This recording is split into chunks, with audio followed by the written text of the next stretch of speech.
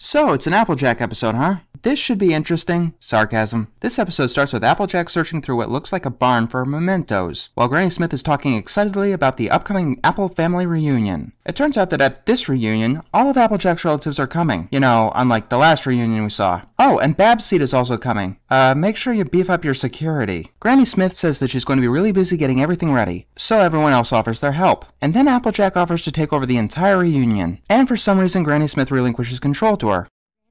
You just tell me what the reunion needs, and I'll take care of the rest. How do you not know? Even if you haven't set it up before, I'm assuming that you're usually a part of this. And you definitely attend. And yes, this is actually a legitimate problem. Granny Smith goes to tell them about the reunion like it's the first one ever. That's more to the audience than anyone else. And that's the feeling that takes over this whole sequence. Unlike in, say, Family Appreciation Day, where Granny Smith was telling her history to school children she's never met before. And then we get this.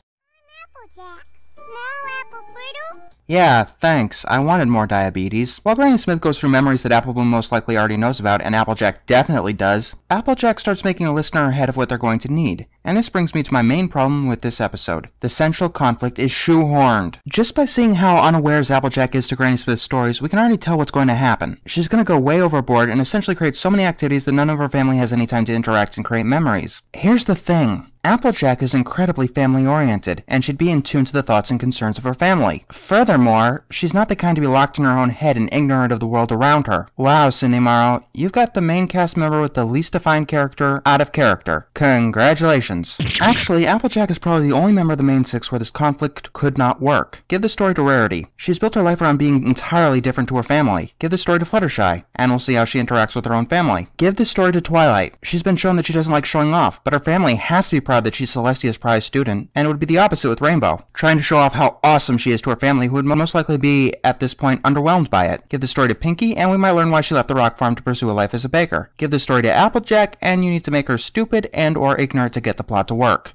Yeah, Applejack's parents are kinda dead. Yeah, it's not really important, so I'm not gonna talk about that. Applejack keeps herself up late into the night, worried about getting the reunion right. The next morning, they start preparing activities for the reunion, and we learn that Applejack has actually learned her lessons from Applebuck season. I would give a point, but continuity should go without saying. Then Applejack's family arrives, and the members of the family are excited to see each other, including Babs and Apple Bloom. Wow, I guess getting tortured by someone brings you closer. And would you believe what happens next? Applejack goes overboard and stops the interactions for activities, completely blind to her family's concern. And believe it or not, that's most of the episode. Don't believe me? Applejack sends all of the kids on an obstacle course that goes on for miles, and then she pretty much turns the rest of her family into an internment camp. She has Granny Smith and her cousins finish a memory quilt that they clearly didn't want to finish, and has other family members we've never met before and don't care about make apple fritters as fast as possible. Alright, let's ignore the shoehorn conflict for a moment. If you wanted this to work, then you should have taken the focus off of Applejack. It'd be a lot more interesting to see her family members get increasingly annoyed or irritated than watching Applejack act like an idiot.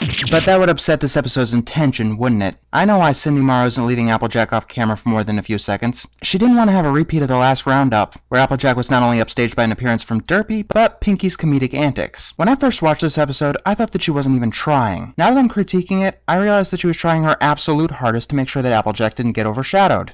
But in doing so, Cindy Morrow forgot one teensy tiny detail. Applejack is not interesting. Not in the slightest. I will admit that Applejack is the hardest type of character to write, considering that she's exactly where she wants to be in life. She has no long-term ambitions and no real problems. In order to make her interesting, you have to give her something that conflicts with her lifestyle, like a lottery prize or, say, a servant for life. Or you have to take something away, or at least threaten to. It could be anywhere from her home to her hat. And yes, I would watch an episode where Applejack loses her hat. It'd be a lot more interesting than this dullard. This eventually leads up to a hayride at maximum speed, and then Applejack releases the most generic fantasy creatures I've ever seen. Rainbow-colored fruit bats, which are actually shaped like fruit. One of them sees a fruit hat on one of the relatives, and the whole swarm swoops down on her. Every pony jumps off the hayride in panic, and it crashes into the barn that all the apples were supposed to take a photo in front of. up in all the doing, we haven't had a second to enjoy the company of the folks we've been doing it with. Why didn't you explain that 8 goddamn minutes ago? Applejack decides that in order to fix what she broke, she's going to have every pony else fix up the barn, while she dictates commands in this episode's song, Raise This Barn. I will admit, this song has grown on me a lot since I first heard it, even though the lyrics still leave a lot to be desired. It's just, it feels like this is trying to be Season 3's Smile Song or Winter Wrap-Up. It's nowhere near that good, although at least it has more context than the former. It's not that it just doesn't sound as good either, the visuals aren't as good. In the Smile Song, we had multiple forms of animation where every little detail was accounted for, up to and including Pinky's legs actually moving while she spun around. Winter Wrap-Up was creative with its visuals, using spotlight effects and having ponies appear at the corner of the screen. All that's happening here is square dancing, the least exciting dance ever. Oh, and construction. That's it. At no point did the visuals do anything that couldn't be done outside of a musical sequence, except here, which like I said prior was done in Winter Wrap-Up. Even worse, some of the moments remind me of one of the worst Disney films ever, Home on the Range. I don't know the relationship that the writers have with the animators, but I suggest Cindy Morrow get a better one because this is happening far too often in her episodes. The animation keeps letting her down. The song ends with a photo, and every pony making some kind of memories because manual labor always brings families together.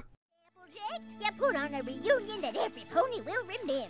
Just because I remember getting my wisdom teeth pulled doesn't mean it was a pleasant experience. If only there was anything memorable in this episode. This is not one reunion that I'm going to remember for long. What's the worst thing that a creator can do from the creator's perspective, not from the viewer's perspective? It's not to be offensive, or to be bad, or even to be unpleasant. It's to leave no impact. That's the basic point of any form of creativity. If it doesn't get any sort of reaction, then it fails as a product of creativity, which is why things like Dada exist. This isn't Cindy Morrow's worst episode, but it's definitely her greatest failure. That's what I get from this episode. I kept saying it wasn't interesting throughout, but I wouldn't go so far as to call it annoying or boring either. It's just kinda there. Maybe this is the perfect episode for Applejack. A character who will always have my undying apathy until she actually does something. People say that Fluttershy does nothing. Applejack does so much nothing that half the time I forget she exists. Kinda like this episode. Or anything about it, really. If I gave out half stars, I would give this episode a 2.5. But I'm rounding down because at no point did I even see a joke try to work. All this episode wanted to do was give Applejack screen time. Nothing else. And it did succeed in that regard, by giving her her worst episode to date. Yes, I think the Super Speedy Cider Squeezy 6000 is better because I at least remembered things about it. What was I talking about again?